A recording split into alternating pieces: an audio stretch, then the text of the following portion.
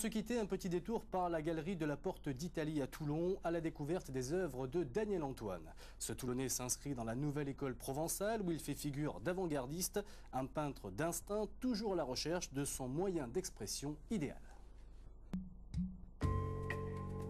Ce peintre est un éternel insatisfait. Dès qu'il a fini une série, il sent l'inspiration monter et repart dans une autre direction.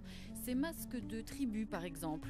Après en avoir peint une centaine, Daniel Antoine les a regardés de très près et a eu cette idée.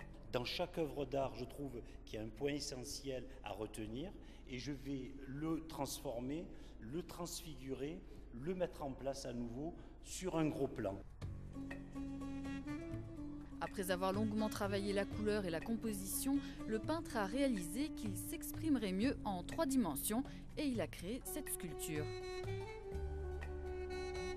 Et voici l'étape suivante, la couleur, la transparence et la construction sont superposées grâce à du plexiglas et d'autres jeux de matière. Dernière phase, l'artiste l'appelle l'instinct évolutif et le qualifie comme un nouveau mouvement dans la peinture, tout y est réuni. Je reviens sur un plan essentiel avec ce qui me torture le plus, ce qui me questionne le plus, c'est-à-dire la profondeur du tableau et la transparence.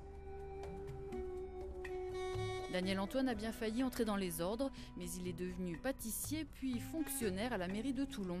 Il a grandi dans le milieu artistique de l'école de Provence et souffre d'hypersensibilité.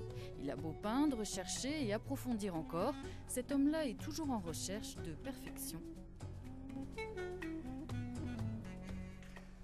Cette expo dure jusqu'au 14 février. Bonne soirée à toutes et à tous, bon week-end. Tout de suite votre météo et n'oubliez pas, si vous voulez revoir ce journal, vous pouvez le faire sur notre site internet méditerranée.france3.fr.